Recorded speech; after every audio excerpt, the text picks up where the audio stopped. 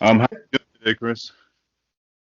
Hey, Everything going good your way? everything's going great. Awesome. I'm happy you're doing the podcast with me today. I'm glad to be here. So yeah, I loved Bad Girls. It was amazing, and so far it's probably one of my favorite films of this year. Yeah, Oh, it's pure craziness, and I loved it. thank you so much. Welcome. What were some of the what was it like filming all those like crazy driving scenes and stuff like that? What were some of the biggest obstacles that you had to go through, like filming Bad Girls? Well, I guess the fact that it was sort of all done guerrilla style, so we weren't really asking permission for a lot of the locations and things we were doing. Speaking of the cars, there's scenes we did where we just like drove down a public highway and we're like running other cars off the road, and there were other people on the road at the time, and we're waving like fake guns out of windows and stuff like that. It's kind of amazing that we'd have the cops called on us, but we tried our best to do the get those shots when there wasn't a lot of other traffic on the road. But inevitably, every time we went to do a shot, like some car would come up behind us, and so we just sort of had to go with it because we were just trying to get it done as quickly as possible. Oh, that's crazy. I bet those people are like, "What the hell's going on here?" Yeah, I mean, even if they didn't see the fake gun that we had, they definitely saw like a car like veering off of the road, like onto the shoulder in a kind of a dangerous way. So, um, but that's the guy that owns all the cars that we use. This guy named Rob. Rob and his girlfriend Shauna owned all the cars that we used, and they did all the stunt driving too. So they were more than happy to do it, and they thought it was funny. And we didn't do anything that was actually dangerous to anybody, but it still would have looked really weird to other people on the road that didn't know what was going on. Yeah, I bet. I mean, if I was to drive by and see them, like, what the hell's going on? Is that going to be on the news tonight? You know? Yeah, yeah. And everybody's got a phone, so it's just a wonder that somebody didn't call that in. And but we would have been gone. Like, I mean, that's the thing. We work so quickly that even if someone had called the cops, we would have been miles away by the time the cops showed up. What were some of your influences for making Bad Girls? Like, Well, I mean, the stuff that I'm mostly into is genre films from particularly the 70s and 80s. So anything that would be considered like a drive-in movie. Horror is really my big thing, but I also love action and you know I love like women in prison movies and stuff like that. And but specifically two movies that I could name that probably were a big influence on Bad Girls would be Faster Pussycat Kill Kill, the Russ Meyer film, and Doom Generation, the Greg Araki film from the 90s. Those two specifically probably informed a lot of what we were doing on Bad Girls.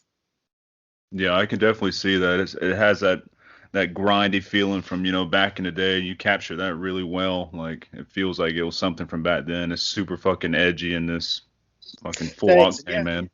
And the thing about it is that I wasn't really trying to make like a throwback movie. I wasn't trying to make like a fake grindhouse movie. It's just that I love those movies so much that I think I can't make anything other than that, if that makes any sense. Right. Like the way I see a shot is informed by the shots that I've seen, and so everything just sort of comes out maybe in that kind of 70s or 80s style, the lighting and everything. And I mean, part of that is just that we don't have the budget to afford like good lights and stuff, so everything does have a little bit of a cheapness to it, but it's never intentional. We never like set out to like make a cheap looking movie, or like a intentionally campy movie. Like, it's like I love a lot of trauma movies, Hmm. but I feel like a lot of times movies that either Trauma makes or distributed by Trauma, like they're intentionally trying to make a bad movie, and I don't want to do that. Like I want to make the best movie I can make on the budget I have, which is really small. So it just so happens that you're limited by having such a small budget, and the fact that we're none of us working on this thing have a lot of experience. I mean, this is only my second film, and for a lot of the other people working on it, this was the first thing they ever worked on. So we're all just kind of trying to get over the hump of our inexperience and lack of budget. But we're never trying to like make an intentionally bad movie. There might be things about it that people would say like are rough edges, but we tried our best to polish the edges as much as we could. Yeah, I can definitely see that. I think it looks great. I mean, I've watched a lot of indie movies in my time and stuff, and your films like Theta Girl as well. Both of these like hold up really well and they look really nice, super stylish and stuff, man. Like, yeah, definitely not low budget looking to me. I think they look great. Thanks, I appreciate that. I mean, hopefully the next one we do will be even better. I mean, I watch these things and I see every mistake in them, and you know, a lot of times you can't fix those mistakes. Like you try your best in post production to correct any bad lighting or anything like that, or edit your way around a dodgy performance or what have you. But there's some mistakes you make in production that you just can't fix, and those drive me crazy. But I guess the good thing about those mistakes is that hopefully I won't make them a second time. And so the next movie that I do hopefully will look even better than the last one. And that's the goal, at least, is to just try to keep improving. Right. Yeah, that's the same with like music and all too. When I was doing albums and all that stuff, like I would like critique the shit out of like our album before that one's like, oh, I don't want to do that next time. I want to improve, this way the next time, and all that stuff. It's over. You're always trying to improve. Yeah, I mean, I think there's some people that never do anything because they're worried about making a mistake and having their mistakes out there, and I don't worry about that so much. I feel like if you make a mistake, then you can learn from that, and then hopefully you'll do better the next time. I think that's the only way people improve. But the people that are so scared to not make a mistake in the first place are the people that never end up doing anything at all. And I was like that for a long time. I mean, I'm kind of late to the game as far as starting to make movies. And for a long time, I was just afraid of like screwing up. And I guess I got to the point where I just realized that I was getting older and that, I'm not going to get any younger. And that if I want to do this thing, I just got to do it. And I'm glad that I did. And I think anybody that wanted to like get into filmmaking should just fucking do it. Yeah. No, I agree. I just started getting into like the whole podcast thing for me is brand fucking new. Like I've been writing reviews for a couple years now and doing some written reviews and all. And I've been thinking about it, like, dude, I'm gonna do podcasting. So I just said I'm fucking doing it. So a couple weekends ago, I got this shit started. I'm like, all right, we're doing podcasts now. I'm gonna venture out more, to like just expand more on my website and all that stuff. And you can't be afraid. You just gotta go out there and do it. Right. That's the only way, that's the only way anybody ever gets better. It's you know, just keep doing it. What really got me into like doing the like audio interviews was Richard Stanley on all people. I sent him a message on Facebook after I reviewed Color Out of Space, and I didn't know he was going to respond back to me about doing an That's so interview. And he didn't want to do a written interview. He wanted to do a Skype. I'm like, how about shit my pants? I'm like, okay. wow. Skype with Richard Stanley. Holy shit. So I was like, That I'm gonna is make this shit that's happen. yeah, that's so cool. I mean, that guy is definitely an inspiration. And I really loved Hardware and Dust Devil, back in the day. Right. And I didn't even know, the whole story about Islander Dr. Moreau until years and years later when that documentary came out, and I watched that and I was like, holy shit, like this guy like was just like this genius young filmmaker, and who kind of got in over his head on a thing, and then they basically just like flushed him down the toilet. Yeah. And it's just really a shame because the guy had so many like cool ideas, and Island Dr. Moreau probably would have been a much weirder and cooler movie. Well, I don't like. I might take that back because that movie was pretty weird, but it was weird because Marlon Brando lost his mind. Yep. And he was just completely out of control. But yeah, I'm glad to see that Richard Stanley is like back, doing stuff and just sort of picking back up where he left off a long time ago. And yeah, Color Out of Space was a really cool movie. Definitely had some neat stuff going on in that thing. Yeah, it was my favorite of last year and stuff. And last year there's a lot of good movies that came out, so it's kind of a hard choice as what's my number one. But I came out with that one just because that hits the marks for me. I like sci-fi horror and I like those trippy ass fucking movies and nailed everything with that, and Nick Cage on top of everything. Yeah, and that's a really good performance from him too. Did you ever see the movie Annihilation? Yeah, Annihilation was awesome. Yeah. Yeah, like I felt like there was a lot of similar themes explored in both of those movies. That would be like a good double feature, I think, those two movies together. Yeah, that would be a great double feature. They could actually take place in the same universe. Yeah. I mean, because it's really, I mean, I guess it all comes from H.P. Lovecraft is where like all those ideas sort of come from. But yeah, cool stuff. Yeah, he's definitely the godfather of all cosmic horror, like Lovecraft is. So everybody draws influence from him, and you can't not draw influence from him. Yeah, it's weird, like because he's been, I think, so popular for so long, but it seemed like forever that anybody could make a good adaptation of any of his movies, and I think it's only more recently that people are kind of starting to get how to do that cinematically. Because I mean, for the longest time, I think the only one that was ever worth a damn was really Reanimator. Yeah. And that's not even like a cosmic horror type thing. That's not really what Lovecraft was known for, but that's just a good movie. It is. It's one of my favorites, man. I love Reanimator. Yeah, that performance by Jeffrey Combs in that's one of my favorite acting performances. That made me get obsessed with Barbara Crampton as well. Like I followed her. God. Like, and she's still awesome even till this day. I don't think she ages any. No, I've seen some recent photos of her. She looks fantastic. Yeah, last thing I saw her in, well, one of the things I saw her in I thought was really cool was I don't know if you ever watched Channel Zero. No, I haven't seen it.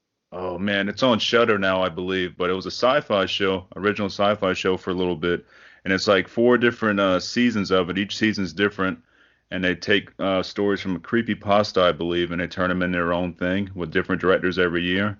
Oh, And that's dude, cool. it's so fucking good. It's one of the best shows that ever come on TV. It's different, it's creepy as hell, and like there's a episode with Barbara Crampton on there, and she plays a psychiatrist and stuff. And that whole, I think it's the last season of Channel Zero, so it's like season 4. I highly recommend that one. Okay, I'll put it on the list. Check that out. When it comes to like special effects and stuff and Bad Girls, like they came out great. I hardly see any CGI. I saw mostly like practical and stuff. Like how'd all that go? Like getting all that together and stuff like that. Yeah, there's a lot of practical effects. Some of them I did, and we were like halfway through shooting the movie.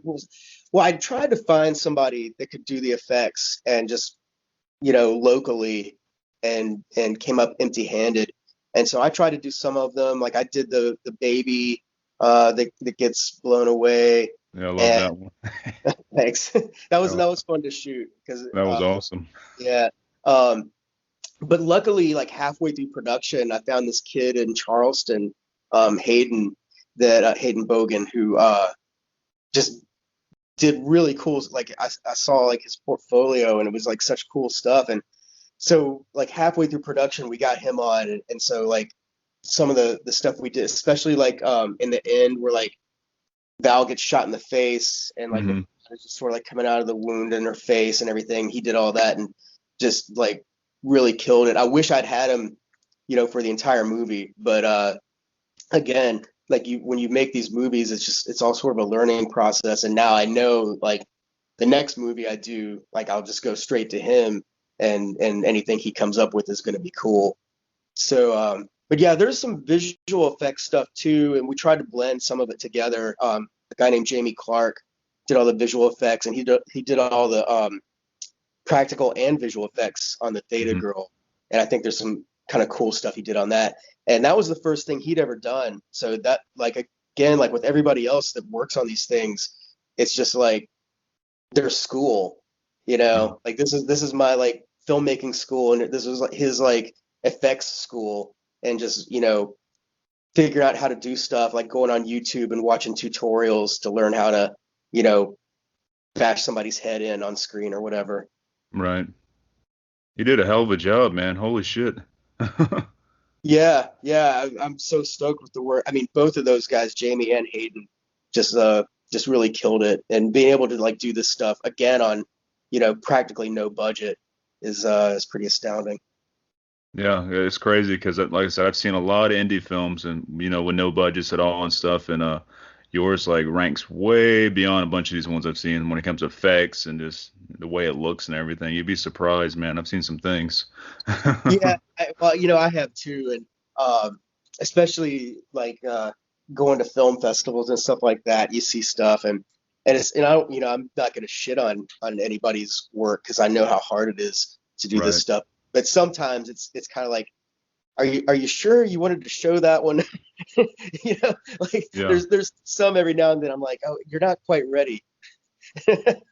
Yeah, yeah, definitely. I I got to experience all that firsthand. I was an extra on a movie called Science Team. It was me, my wife, and some friends, and we did this like years ago up in I think West Virginia, I believe. It was a movie Hmm. called Science Team, and I think Troma picked it up. I'm not too sure on that, but we were out there for like 10 hours, sweating our balls off in these like pink outfits we had to wear, made out of fucking burlap Uh, sack. We are playing like these scientists trying to find this alien and stuff. And yeah, the work that goes into that, like especially behind the scenes, people don't understand, man. Like, and this is a low budget movie as well. Like, that's why I don't never like bash on movies. That's not what I do. You know what I mean? There's a bunch of assholes out there that bash on movies all the time and stuff. And I know the work that goes into that shit, and it's crazy. yeah, I'm definitely way less critical of things now that I've made a movie, because you don't, if you've never done it, you don't know, like, just how hard it is. Like every single shot is just an ordeal to, like, get it together, and to be able to finish those shots and then get it all edited into anything is really, it's a miracle that anything ever gets made. So I am much kinder uh towards stuff, and especially low budget stuff. I definitely grade on a curve when when I see stuff that I know was made for, under $50,000 or Yep. whatever. It's just like, you know, and a lot of times the ideas that you'll see in those movies are, like, really far out and way cooler than anything you'd see in a Hollywood movie. Yeah, I totally agree with that. Like, I'm a lot harsher on the Hollywood films that come out because they got like millions and millions and millions out to fuck around with and stuff. So, I'm pretty critical on those. But when it comes like to indie stuff, like you're saying, like just the work and all that stuff and what they do with what they have is just crazy. Yeah, I mean, yeah, with a big budget Hollywood movie, like, if the lighting looks like shit or whatever, you're gonna notice it, and you might call it out. But, like, something that somebody spent $10,000 on, like, you can be really forgiving. I mean, to me, the main thing is it entertaining. And I don't know, I've seen a lot of, like, cheap movies that entertain me a lot more than you know huge budget Hollywood movies. I mean, the main thing is just, like, with Hollywood now, fucking everything is either a reboot or a sequel or a franchise. Right. And and I know why that is. It's because it costs so much money to make a movie. Like, if you're spending $50 million to make your movie, you got to be sure that people are going to buy a ticket for it. And so they always go with the sure thing. They're not going to take a chance on anything. But that's why, for, like, man, maybe like 2 decades now.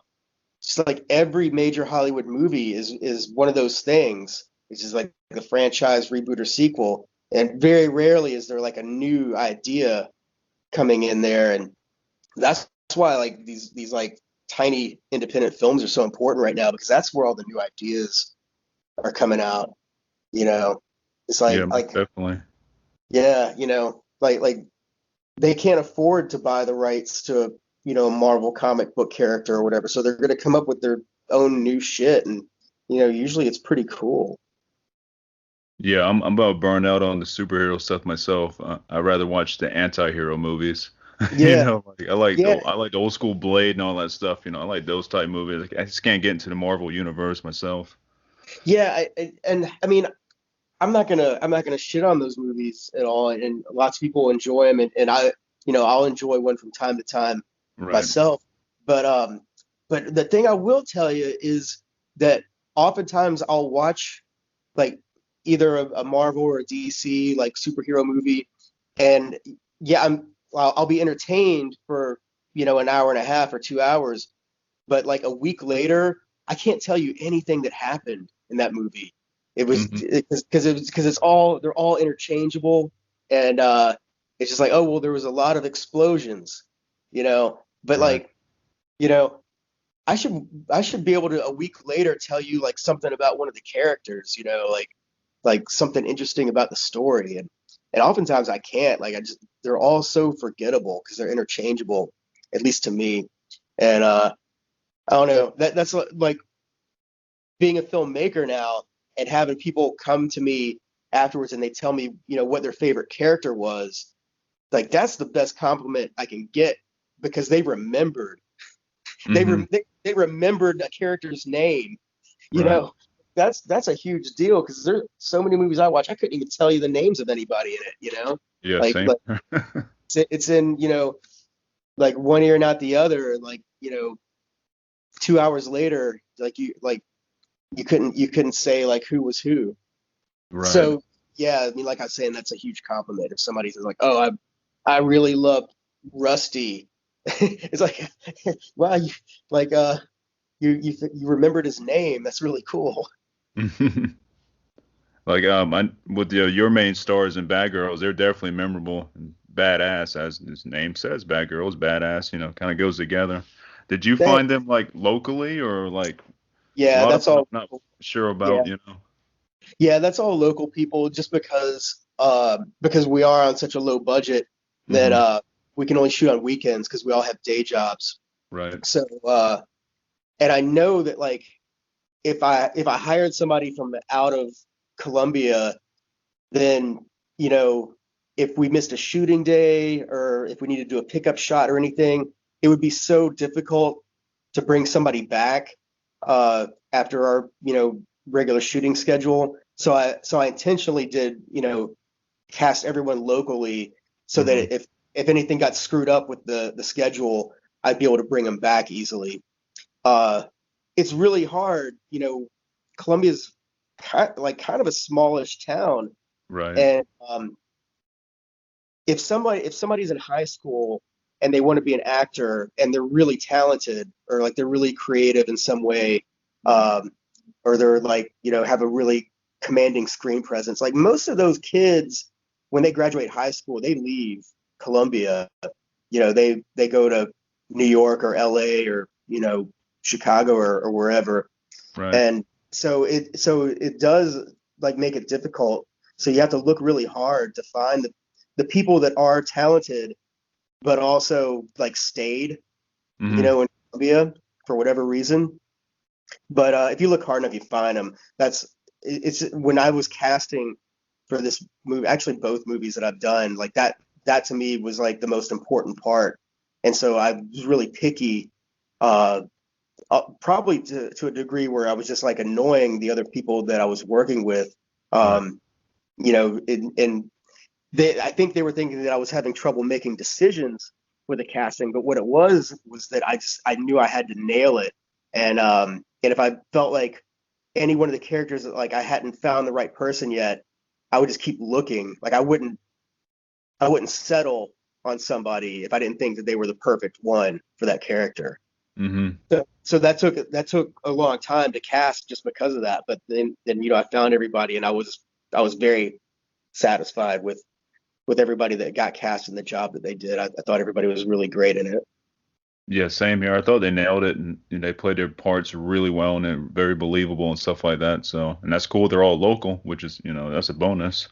Yeah, yeah. So yeah, I consider myself very, very blessed to have found all these cool people. And when I say cool people, like I mean like they were all like cool to work with too. Like Mhm. not just that they did a good job, but like nobody was an asshole. All Like right. everybody was like just fun to be around. And you get bonus points for having Jay be the strip club guy. I thought that was Oh awesome seeing Jay in there. yeah. Well, Jay has been like a good friend of mine for a really long time, and so I really wanted to put him in there somewhere, and I thought that was a good role for him. Yeah, Jay's And awesome. for people that live in Columbia that know him, like everybody's really excited Hmm. to see Jay, and then just see him get shot in the face. Yeah, I'm like, oh hey, there's Jay. Like, oh, Jay's gone. That Yeah, was pretty epic though. yeah. Yeah, we got to know him. He helped record, I think, three of our albums, him and Philip, at Jam Oh, Room. So that's how oh I got yeah. to know Jay and stuff. And Jay's a badass, man. He's an awesome dude. The guy is he's just a saint. I mean, I've been in bands that recorded with him, and just the fact that he put up with us and our bullshit is just like to me like makes him just the most patient man on the planet. Yeah, and you definitely have to have some patience for that type of job. Like, I don't know how he does it in like eight Yeah, hours in there dealing with different personalities all day. Man, yeah. No, yeah, it's just because he's just a nice, just one of the most genuinely nice guys like you could ever yeah, meet. yeah, I totally agree. Um, what was I going to ask you? Oh, I was going to see like what kind of horror are you into? Like, especially like over the past, let's say, 10 years. What's some of your like favorites? And it's a couple, that really stand out. Um, like horror is my favorite genre, but like I'm really into 80s horror, and Hmm. like I really love 80s slasher movies. That's probably my favorite. But as far as more recent stuff, the stuff that's really grabbed me the most is sort of the more artsy stuff. Um, like most recently, Possessor. Oh The yeah. Yeah, I thought that was really good. Hmm. Um, my favorite movie of the last 10 years, and I guess it's arguable. Some people say it's a horror movie, and some say it's not. But Mother, Oh, uh, that's a good one. like I love that movie. And if that counts as a horror movie, that's my favorite. I count it. But, like Hereditary and Midsummer and all that stuff. Like anything that's sort of has like an artful quality to it is the Yeah. stuff that's really been impressing me as of late. So I want to do a horror movie for the next movie, but I'm kind of stuck on which direction I want to go. I have like five different like half ideas and no whole ideas, and because like I don't want to do a just don't want to do a slasher movie, even though like that's the genre that I love. I just feel like Right. it's really been done. Um, so I'm not sure which direction to go in, but like I said, the recent stuff that I've loved so much is the stuff that's where it gets a little like heady and weird. Yeah, I'm right with you on that. That's all those movies you mentioned there are like some of my favorites as well. Like I'm all into like the shit that makes you really think. Like Yeah, I love slashers too, and I love 80s horror movies. Those are some of my favorites, man. Even till this day, I'm finding ones I haven't seen before, which is crazy. But for yeah, new stuff, it's definitely the more like A24 films or anything yeah, Spectre Vision does. Anything Spectre Vision does, I'm on board because they're fucking awesome, yeah, and A24. yeah. A24 is one of those ones where it's just like they've been able to make a name for themselves just by putting out quality product over and over. It's one of those ones where it's like if something's coming out from them, you're probably gonna like it. Yeah, and they're thinking beyond the box too, which I like a lot. It's not like, oh, it's not another zombie film or some other bullshit. You know, I'm so tired of zombie films. I'm good, man. You know, I Right. don't need any And that, more. yeah, that's the other thing, kind of along the lines of the slasher movies. Like I love zombie movies so much, but like the world does not need another zombie movie. No, Like no. we're at critical mass with that shit. And you know, it's like when I was a kid, it would have been my dream, to make a zombie movie. And now I thought it was like, oh, I could do a zombie. Like, no, no, that would be terrible. A zombie movie. Like we don't need another one. Yeah, I'm thankful you didn't do that. You did something totally different, awesome, and not a zombie movie, so it's great. Especially when you're trying to review stuff, you're like, no more zombies, please. I mean, have watched some zombie movies that are pretty cool, some newer ones that come out and stuff like that, but it's not really my taste. You know what I mean? Yeah, I mean, it's just I think if that's what you're gonna do, you're almost kind of constrained by that genre now, because just it's not like you're gonna make a better movie than George Romero. Right. It's like why bother? You got Romero, then you have 28 Days Later. You know, the opposite sides of zombie movies. Like you Yeah, can't really do much better than either one of those movies. I mean, I think they yeah, set like the bar for zombie films. yeah. I'd agree with you on that. What do you think? I'm gonna like ask everybody I talk to now what their thoughts on Mandy is, because that's my favorite movie of the past 10 years, maybe 20 years. It might not be beat forever, so I don't know. Are you a fan of Mandy? I liked Mandy, and I wanted to love it, and I Hmm. didn't love it. But I think the reason is because I had an expectation, and it didn't meet my expectation, maybe. Hmm. I really, really, really loved Beyond the Black Rainbow. Oh, Like same here. that movie blew me away. And that's, kind of another example that like I was talking about horror movies that are just kind of artsy and heady. And so I was really stoked on that movie. And when I heard the guy was making a new movie and that Nicolas Cage was gonna be in it, like acting all crazy, I got really stoked. And then I don't know why I didn't love it. Like it's almost like I should have loved it because it hit all the marks, Right. but it might be because it hit all the marks that it didn't surprise me. That might be it. It Hmm. didn't surprise me. I don't even know if that makes any sense. Oh, it does. Uh, No, I see what I get what you're I thought it was a little long.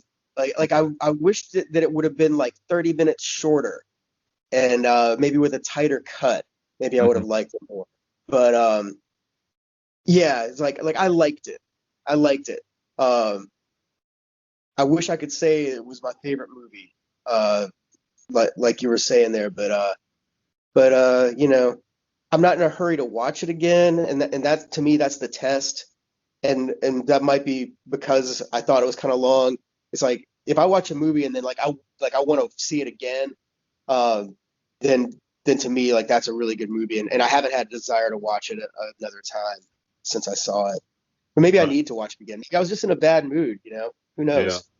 I say definitely watch it again with your volume to the fucking max, man, because that really adds to the whole atmosphere of Mandy. Is that soundtrack? Holy shit. Yeah, it is a great soundtrack. Yeah, I listen to that when I'm riding my car to work sometimes, man, just blowing my speakers out with it because it's super bass heavy. And one of the dudes from Sun, I can't think of the name off the top of my head right now. He helped contribute to that soundtrack, and also, Oh, Johansson, who's the main guy behind, the composer of yep, that. Like, that's a hell yeah. of a team right there. And then like isn't there like a King Crimson song in that movie too? Maybe at the I believe beginning. so. I think Yeah, so. I think so. yeah, yeah. That's my jam too. I love King Crimson. I look forward to seeing what else Panos Cosmatos comes out with because he's only done the two films, Mandy and Beyond the Black Rainbow. But it seems like he waits in the shadows and this pops up with something really badass. So hopefully he's working on something maybe as we speak. I don't know, but it'd be nice. Yeah, I mean I hope he is. Because I mean, like I said, Beyond the Black Rainbow really just floored me. Like when I saw that, I was like, man, it's like this guy's the new David Cronenberg Yeah. here.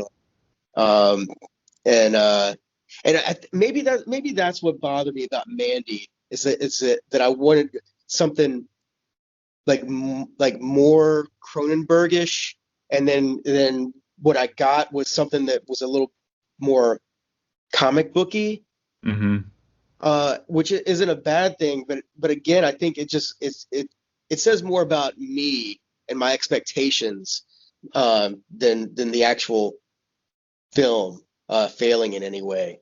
So I think my problem with Manny is just that I wanted something different than what I got. So that's Right. on me. Right. Well, that's definitely fair.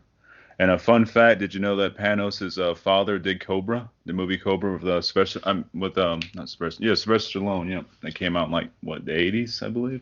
Yeah, I think I'd heard that somewhere Yeah. before. I knew that his father was a filmmaker and had done some cool stuff, and Hmm. I don't know if I knew that it was Cobra, but that's really awesome. Yeah, that's a great 80s throwback, even with the shitty music that's in there. I always thought the music was better when I was younger until I re-watched it not too long ago. Like, oh, music's not that great. It doesn't really match the film very well because the film's Yeah. super dark and stuff, and it's got real poppy ass music in it, you know? Right. Yeah. It's still Yeah. awesome. I love it. Yeah, that's a cool one. I haven't watched that in a long time, but I'd like to revisit that because I remember thinking back in the day that that was like a movie that should have been way bigger than it was. Yeah, it should have been. It's gotten a big cult following as of late. It just came out with the 4K Blu-ray of it, which I got like the special edition or whatever, and it's pretty cheap. It's like $14 if you can find it. Oh, that's cool. Yeah, it's nice seeing it in actual 4K. It looks great. All right. Yeah, I'm gonna have to pick that up. Hmm. What are your like future plans movie-wise? I know you're telling me you got a bunch of ideas in your head and stuff. What's the future for you? Yeah, I'm dying to get started on something, and I guess my problem is that I do have like a bunch of different ideas, and it's hard to get attached enough to any one of them to sort of flesh it out and make it into something whole. So I just need to like find the time to sit down and do that and start writing because I really want to get back into production as soon as possible. So that's kind of where I'm at right now. Just and I'm still, of course, trying to promote Bad Girls as much as I can. So every day I'm, sending out press releases or doing this or that, and trying to get the word out for that thing. And you know, hopefully, I mean, that movie has made its money back.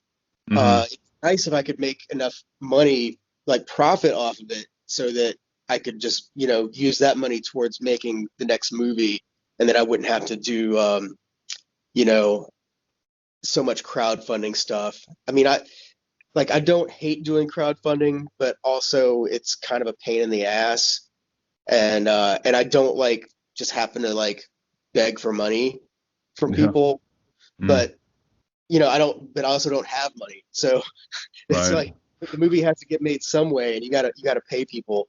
Hmm.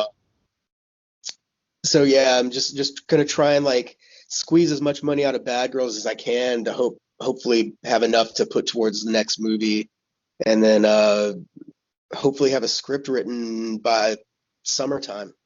Hmm. That's good goals and stuff. And every time I see you post something about Bad Girls, I always try to share it for you because I'm pretty good with that. I ran promotion for the band for like 15 years, so I know how to fucking spam people with shit, you know?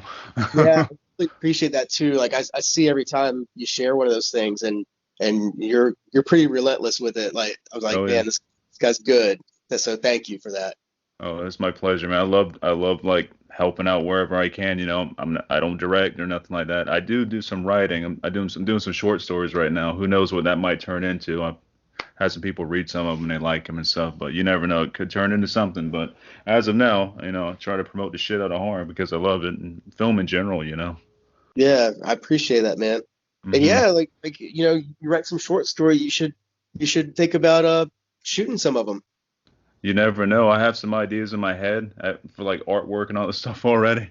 And the Yeah. one I got had people read now is about I kind of based off our cats we have here, which is crazy. It's kind of like what the cats do when you're not home and stuff, and it's like a found footage type thing. You got some Uh-huh. video cameras on them and stuff, and you find out they're not what you think they are. So Oh, that's pretty, I think cool. it's pretty creepy. It's got, it's found footage, but I think it works for that, Nice. Yeah. So who knows what might happen with that? I'm gonna actually do a whole book of short stories. I have some other ideas in mind I want to do. So I have time to do all that stuff now since I'm kind of dedicating everything like the horror stuff and movie stuff and everything now. So Oh, that's awesome. yeah, and it's really cool. It de-stressifies me, that's for sure. Yeah. Yeah, man. Time is a thing I wish I had more of. You know, I work a 40-hour a week day job and do movie stuff on the weekends and some evenings. And it's hard, man. Like I wish I could do movie stuff full time. That would be fun. Hmm. Yeah, work sucks. I hate Yeah. it. I'm Yeah. up at I've- 4:30 every damn morning. And, like I don't get home till 3:30, and like fuck. Yeah, that's a tough schedule.